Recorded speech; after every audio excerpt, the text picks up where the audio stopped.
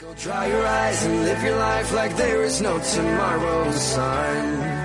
And tell the others to go singing like a hummingbird, the greatest anthem ever heard. 5 minutos pasan de la 1 del mediodía, abrimos nuestro espacio destinado a la psicología para todos, que ya saben que es el lema con el que nació, y en ello seguimos aunque hayamos cambiado de año. Por cierto, muchísimas gracias a todos ustedes, porque de verdad que la acogida que tuvo el espacio de la semana pasada de los propósitos de año nuevo, que pueden encontrar en nuestro podcast, ha sido buenísima. Así que, bueno, pues si les siguen interesando algunos temas, háganoslo saber, háganoslo llegar, porque nosotros se lo trasladamos a Isabel. Y bueno, pues así entre todos vamos encontrando un poquito más de utilidad a este espacio. Isabel Moya, muy buenos días. Muy buenas, Arena, ¿qué tal? Isabel Moya, psicólogos, que ya saben que aquí es un 2 en 1. Muy bien, con muchas ganas, porque creo que además el tema de hoy, si el de la semana pasada interesaba con el tema de los propósitos de Año Nuevo, el de hoy es una pelea que generación tras generación y generación, desde hace, pues no sé, 30 o 40 años, se sigue teniendo, que son los deberes de los niños, Isabel. ¿Qué pelea? Pero pelea de las gordas, porque yo creo que además es un frente que no pone de acuerdo a profesores y a padres, bueno, por supuesto a los niños ninguno les pone de... Ellos sí que están de acuerdo todos. Ellos tienen muy claro qué es lo que quieren, no hacer deberes en casa. Vamos a intentar explicar un poco, pues no sé, cuál es el objetivo de hacer deberes, si es bueno, si no es bueno, cuántos deberes, si tenemos que obligar a los niños a que hagan deberes. Porque en muchas casas, por ejemplo, estas vacaciones, la pregunta del 21 por la mañana, ¿tienes deberes para vacaciones? En unos casos sí y en otros no. ¿Tan buenos son los deberes o tan malos, Isabel? ¿Qué hacemos? ¿Por dónde empezamos? Bueno, vamos a ver, los estudios, y hay muchas recopilaciones ya de muchísimos estudios, no demuestran que los deberes sean beneficiosos, claramente beneficiosos, para ninguno de esos supuestos beneficios que alegan los profesores que los mandan. Uh-huh. ¿Qué beneficios se supone que pueden tener? ¿Relacionados con el rendimiento? Bueno, pues no hay ningún estudio que demuestre de una manera causal que el rendimiento mejora, al menos en primaria, uh-huh, con tener más deberes, con la cantidad de deberes. Sí que es verdad que puedes encontrar una correlación. Niños que hacen más deberes sacan mejores notas. Pero ¿sacan mejores notas porque hacen los deberes? No hay una relación causal. Vale. Los deberes en infantil creo que deberían estar absolutamente prohibidos. En infantil estamos hablando de 3, 4 y 5 años. Directamente fuera los deberes. Necesitan tiempo para otras cosas, tiempo para jugar. Y eso de hacer fichitas está muy bien, pero ya tienen sus 5 horas lectivas en el colegio. Creo que es más que suficiente. En secundaria sí que es posible que ayude a consolidar, que ayude, uh-huh, a adquirir hábitos de estudio, porque al final, bueno, pues con el sistema educativo que tenemos hace falta mucho tiempo de memorización. Y en secundaria sí que será necesario dedicar un tiempo todas las tardes a estar tranquilo, a repasar las tareas, a revisar lo que se ha visto en clase, etcétera, etcétera. Pero esa cantidad indecente de deberes que llevan muchos niños, a mí, de verdad, me revuelve. A principio de este curso llegó un niño de 10 años, uh-huh, con ¿primaria? Una carta de su profesora enviada a toda la clase explicando cómo tenían que organizarse las 2 horas de estudio de cada tarde. 2 horas con 10 años. Pero vamos a ver. Seamos 2 horas. Sensatos. Vamos a poner, no sé, por hacerle un planteamiento rápido a los padres que nos están escuchando o a los oyentes. Salen del cole a las 2 de la tarde, en algunos casos a las 3:30 o a las 5, en función del horario de recogida que tengan de los padres. Y ese niño, si llega a casa a las 5:30, debía sentarse 2 horas a hacer deberes. Bueno, si llega a las 5:30, porque ¿cuántos tienen extraescolares o no están con sus padres, están con cuidadores, con abuelos, hasta las 7 o las 8 de la tarde? Desde luego a casi todos, y hablo por el mío, por ejemplo, por lo menos tiene a la semana 1 hora de inglés, algo de deporte, algo de... Siempre. Claro, a ver, yo creo que confluyen 2 factores en la falta de tiempo que tenemos las familias para dedicar a los deberes de nuestros hijos. Por un lado, el horario de la jornada laboral española, total, que no se asemeja para nada a la europea. Terminamos más o menos, yo no sé el porcentaje, pero a las 8 de la tarde, sí, en la mayor parte de los casos. Entonces, esa conciliación de tiempo con tus hijos, si se la comen los deberes, apagámonos. Pero además las extraescolares, uh-huh, que muchas veces hablamos de que hay saturación, que les metemos además a extraescolares, pero también son un reflejo, por un lado, de esa falta de tiempo que tenemos para estar con nuestros hijos y en algún lado tienen que estar, y por otro, que hay una serie de carencias en el sistema educativo. El inglés que tienen en el colegio no es suficiente para que se manejen en el mundo de hoy en día. Música, arte, deporte, 2 horas de deporte entre semana no son suficientes para los niños. Entonces tenemos que complementarlo con las extraescolares. Nos obliga, o sea, el sistema tal y como está montado nos obliga a tirar de esas extraescolares. Que ya se convierten en deberes, en realidad. Bueno, esperemos que los disfruten, o sea, por lo menos que puedan elegir un poquito dentro de que hay que hacer deporte, qué deporte hacer, etcétera, como hemos comentado otras veces. Pero acaban a las 7 de la tarde. Y entonces, a esas horas que llevan desde las 8 de la mañana por el mundo, ponte tú a hacer deberes. Si no nos exigen a los trabajadores que nos llevemos, en la mayor parte de los casos, el trabajo a casa, ¿cómo se lo pedimos a los niños? Si se tiran ya 8 horas en el colegio y luego llega a casa y más, tener en cuenta también lo que está privando ese tiempo de deberes. Tiempo de convivencia, de familia, de disfrutar, de jugar, de aprender muchas otras habilidades imprescindibles para su vida y para su desarrollo.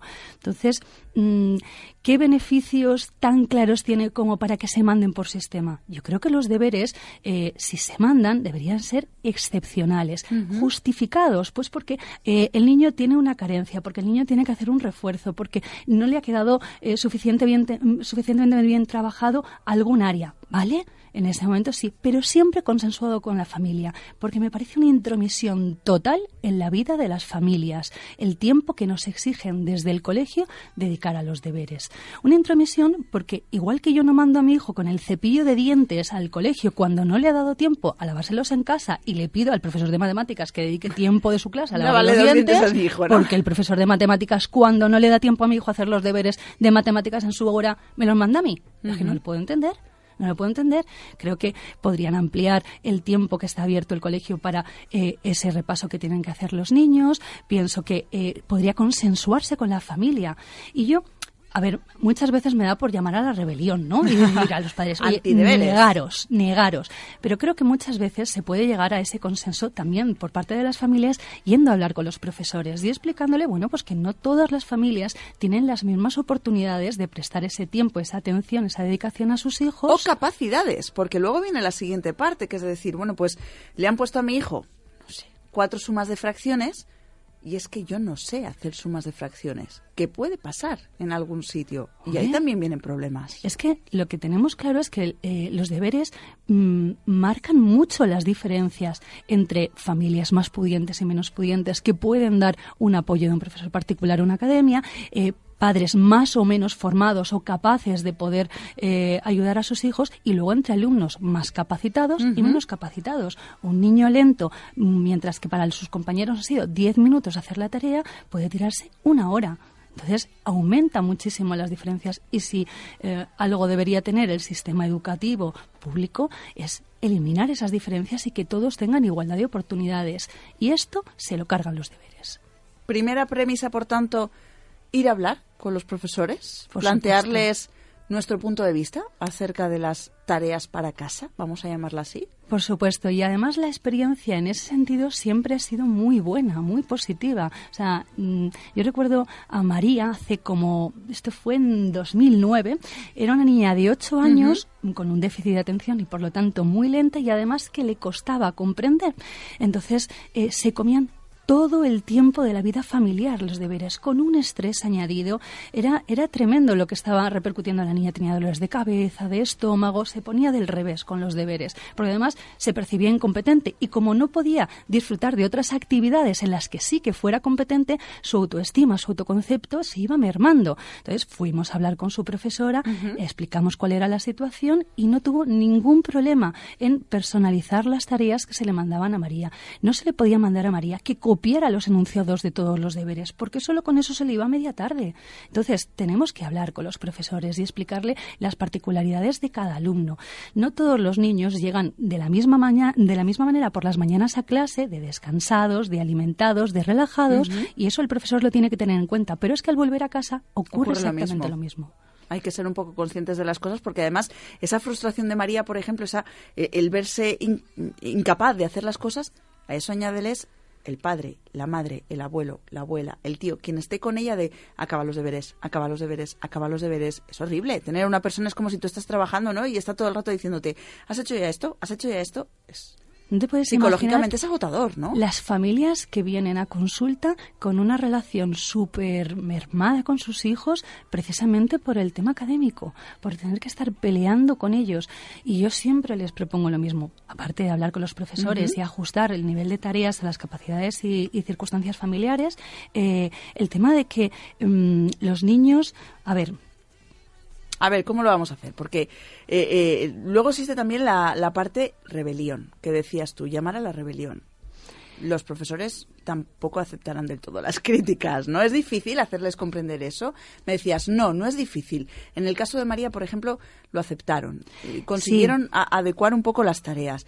Pero no siempre pasará esto. ¿Tenemos que obligar a nuestros hijos a que hagan deberes, por ejemplo? El tema está en que si nosotros nos quedamos con esa responsabilidad de que haga los deberes, le estamos restando la oportunidad de hacerse responsable él. Entonces, yo siempre propongo a las familias que dejen que sus hijos experimenten las consecuencias de no cumplir. Deberes. Claro, que vayan. Bueno, no quieres hacerlos, no pasa nada. Yo te puedo ayudar de 6 a 7 a resolver las dudas, a tomarte la lección. Pero a partir de esa hora ya llegan los baños, etcétera, etcétera, y ya no voy a estar disponible. Tú decides. Si no quieres hacerlo, mañana se lo explicas a tu profe y ya os apañáis. Y eso es como pueden obtener ese beneficio de la responsabilidad. Si no, va a ser una pelea que contamina la relación y no adquirirán esa responsabilidad. Menudo ambiente. Cada vez que le preguntes al niño, ¿tienes que hacer deberes? Y el niño pensará, madre mía, la que me va a caer, madre mía, la que me va a caer. Consigues al final, pues eso, dañar una relación familiar que no tendría que estar dañada porque es un tema externo. Claro. Es del cole. Claro. Entonces, esto es tu obligación. Yo ya hice mis deberes en su momento, ya aprobé mis cursos, entonces tú decides. O sea, esto es algo a lo que tú te tienes que enfrentar, le tienes que transmitir a tu hijo, pero no vivir permanentemente angustiados, porque los niños siempre perciben que si algo te angustia a ti, si ya te preocupa a ti y es tu responsabilidad, ¿para qué me voy a responsabilizar yo o angustiar yo? Nada. Y lo delegan y se dejan llevar porque vayan los padres tirando y repitiendo y empujando. No, soltar la cuerda, o sea, dejarles que decidan y a ver, ir como puede ir adquiriendo esa responsabilidad poco a poco. Que vaya 2 días sin hacer los deberes, a ver qué pasa. Que no pasa nada, que no pasa nada. No pasará nada, pero él tendrá claro cuál es el castigo, entre comillas, que le hayan impuesto. ¿Nos sentamos con ellos a hacer los deberes? Tenemos que sentarnos ahí y decir, venga, y sigue, o quizá al principio de la primaria sí, porque les cuesta un poco más y a medida que se van haciendo mayores nos vamos despegando. Isabel. No, a ver, esto va a depender mucho de cada caso. Hay niños que no están preparados por sus características, por sus necesidades, para sentarse, mantener la atención y desarrollar adecuadamente la tarea. Tenemos que sentarnos y ayudarles. Pero la idea es que progresivamente, paulatinamente, vayamos retirando los apoyos para que sea él autónomo. Independientes, ¿no? Que adquiera esa autonomía, porque además no va a tener una motivación intrínseca de ver el resultado bien hecho si al final el resultado ha dependido de otra persona. Entonces vamos a dejarle, aunque rebaje en la calidad de sus deberes, que los haga él, que los haga a su manera y vamos a ir retirando esos apoyos paulatinamente. Responsabilidad, al final, que es lo que me decías antes, ¿no? Que sea el responsable de sus acciones. Y que todos nos hemos equivocado en las sumas alguna vez y no pasa nada. No pasa nada. Una cosa te quería comentar con respecto a lo que decíamos antes de adquirir el hábito. ¿Cuánto tiempo necesitamos las personas para adquirir un hábito? Porque se justifica muchas veces lo de los deberes con que vayan ya desde primaria adquiriendo el hábito de sentarse y de estar ahí. Pero realmente, o sea, si en un curso académico realmente necesitan... En pocas semanas, en pocos meses 21 van a tener días, adquirido. decía alguien, claro. que si haces lo mismo durante 21 días seguidos tienes el hábito ya. Bueno, ese estudio tuvo muy pocos participantes y no creo sé. que no era a mí muy no relevante, se me da, pero no, yo no. Pero realmente no necesitan años para adquirir el hábito de estudio. Cuando necesiten estudiar, nos ponemos con eso y a adquirir ese hábito en ese momento que lo necesiten, pero no 5 años antes preparándoles para cuando en secundaria necesiten estudiar. Me parece un absurdo. Creo que sería mucho más interesante que en vez de mandar tantos deberes se enseñaran técnicas de estudio, desde 4º de primaria aproximadamente, ¿no? Que diferencien ideas principales de secundarias, que sepan hacer un buen subrayado, que sepan hacer esquemas, técnicas de memorización, ya que lo que les están pidiendo, y es que no se les enseña a memorizar, no se les enseña. Esa es otra, que llega y dice, mamá, tengo que hacer un resumen, pero no sé cómo se hace, y es como... Pues muy bien, ¿no? Te lo tendrían que haber enseñado antes. Efectivamente, porque nos delegan a los padres esa responsabilidad. Con el tema de los deberes en concreto, si el niño sabe hacer las multiplicaciones, las fracciones o lo que sea, mandarle más para casa es hacer que los aborrezca, ¿no? O sea, esos cuadernillos rubio que hacíamos de tropecientas sumas. Si te gustaba sumar, te garantizo que al final acabas aborreciéndolo, ¿no?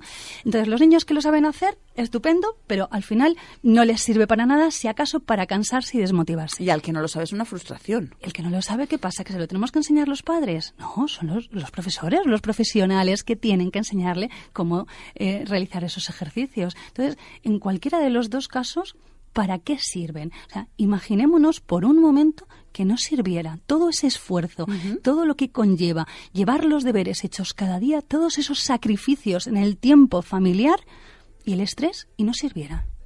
Imaginémonos, pero imaginémonos además que fuera contraproducente.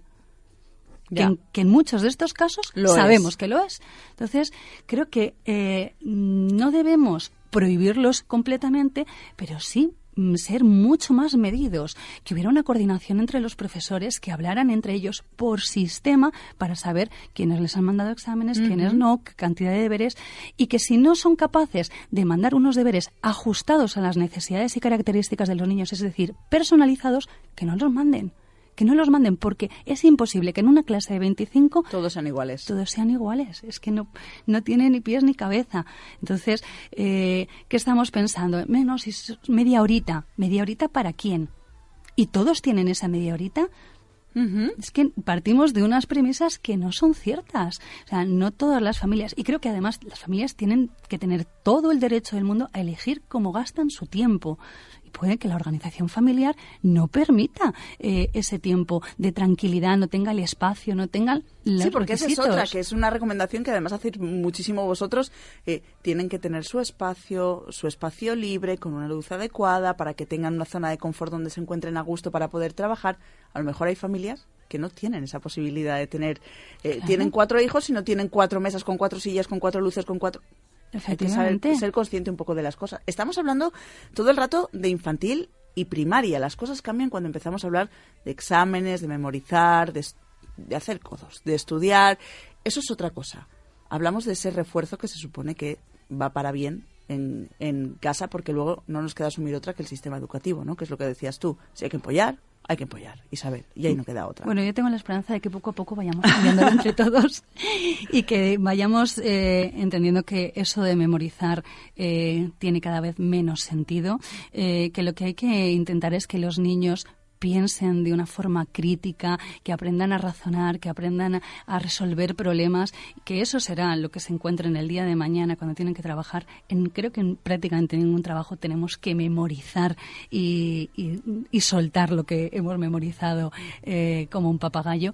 Y creo que sí, el saber relacionarse, el saber resolver problemas, y para eso está muy bien cómo van cambiando las tendencias educativas hacia esos trabajos de grupo, ¿no? Que pues al final pues tienen que poner en marcha esas habilidades sociales de negociación, de liderazgo, que les van a servir mucho más el día de mañana que el aprenderse todas las capitales de memoria. Yo tenía una profesora de historia que decía que las fechas estaban en los libros, que mejor estudiamos la historia de otra manera. Y quizá vaya por ahí las cosas. Por resumir, que nos quedan un par de minutos.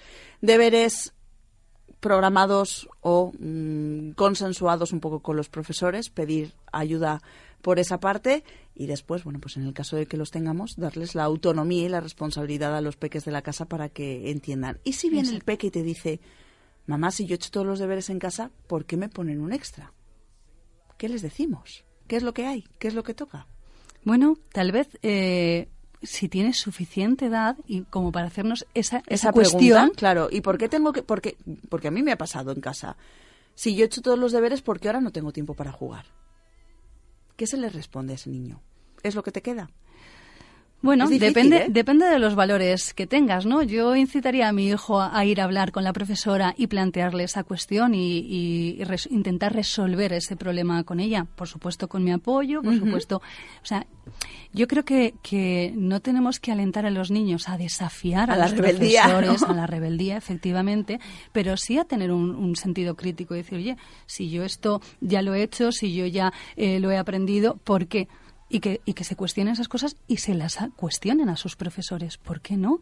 Con todo el respeto y con toda la humildad del mundo, que intenten resolverlo. Vamos a animarles a que sigan haciéndose esos planteamientos, porque si no estaremos fomentando que sean sumisos, obedientes. Lo que siempre decimos, que qué salida les va a dar en la vida, es esas actitudes, ¿no? Uh-huh. Bueno, pues hoy los deberes han sido los protagonistas. Yo creo que lo hemos contado casi todo, ¿no, Isabel? Sí. Han sido los protagonistas. La semana que viene ya les hablaremos de otras cosas, pero de momento aquí está sobre la mesa este capítulo especial dedicado a ellos, que son tan importantes y que tanto tiempo ocupan. Yo, miren, les voy a contar una cosa para acabar. Yo me iba a casa y tenía todos los días 20 ejercicios de matemáticas, 20 ejercicios de lengua, 10 de inglés, 2 de sociales, y las cosas me han cambiado tanto. Y hace 30 años que dejo el cole. Yo lo dejo ahí. Isabel, como siempre, muchísimas gracias y hasta la semana que viene. Un saludo.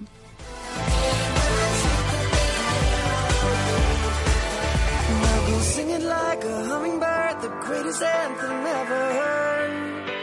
Now sing together. We are the